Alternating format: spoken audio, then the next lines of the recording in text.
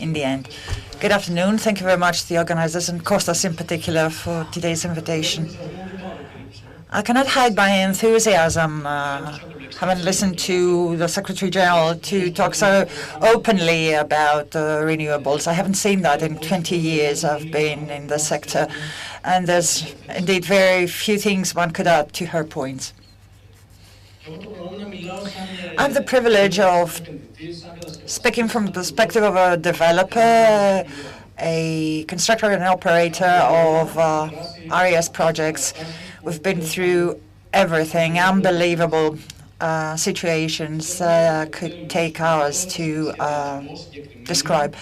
We want to have, at long last, long-term planning. We want the new markets, the new models, the entire institutional framework to be implemented immediately, without delay, without gaps, without holes, so that the rules of the game are clear to all of us. Undoubtedly, we need something more than traditional wind parks and PV plants as we know them. There are new storage solutions, there are offshore parks, there are hybrid applications combining renewables and storage. All of this is available today, and the time has come for us to implement it in Greece as a solution to many of the country's problems. You can see I'm changing my slides because there are figures and percentages and stuff we've heard over and over during the day. Greece has indeed many advantages for the development of renewables, both its geographical location, wind, sun, geothermal resources are abundant. What hasn't been mentioned as much as should today is the offshore wind parks implementation. We are all aware of the difficulties of a Greek sea due to the depth. However, floating technologies are developing fast, and we may need to look into it more seriously and make sure that we're not chasing developments. I've heard banks pledged 10 billion. We know that the political will is there. There are no projects, actually. There's my day-to-day activities. There are investors, there's equity, but there are no project proposals. And how can there be project proposals when the regulator license is used 2 or 3 years later, or the connection contract? What is it about? You ask ADMIE to make sure that you're connected to the grid. What do I do? I pay whatever you charge me. And this process takes 1 year's time, begging, smiling.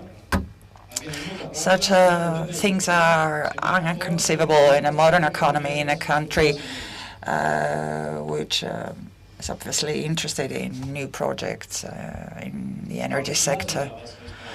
Thousands of megawatts have been licensed, but that doesn't mean anything. Half of the projects are unfeasible. The rest need special terms, new grids. When some of the projects started, they were outside Natura areas. Now they're part of Natura areas. Many of the areas that are protected under Natura shouldn't be. I've spoken about that with representatives of the ministry, and they're unable to provide any explanations. So this is something the new spatial plan should address.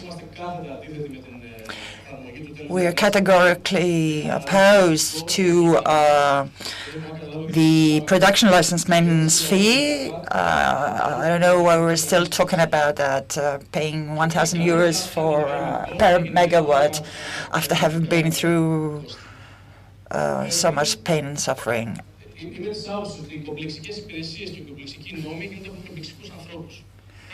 inefficient services, inefficient administration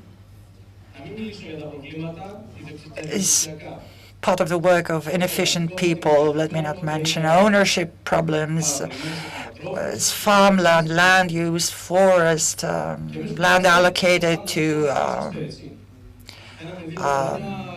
animal husbandry. And if the case is taken to court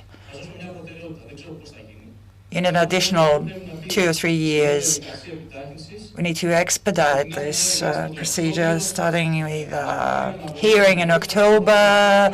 The case is actually heard 1 year later. You need an additional 6 months for the decision to be published. It's not possible for any investor to operate successfully in such an environment. Some positions of LATAN, very concrete ones, have been notified to the ministry. Ms. Doukou referred to some of them. It's a matter of business interests. It's a matter of simple solutions to a number of problems that will further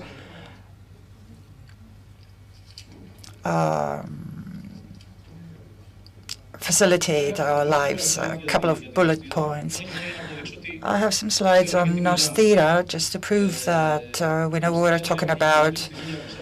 Nostira operates 230 megawatt wind parks, a portfolio of 1.2 gigawatts licensed and several gigawatts PVs. We invest, construct, and operate our projects. So we really know what we're talking about.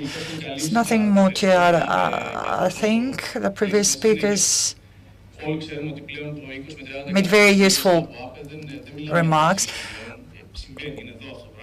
The renewables are here to stay. We're not talking about transition any longer. And I'm happy to see that we're talking to people who really know what we're talking about and have no problem supporting renewable energy sources. Thank you.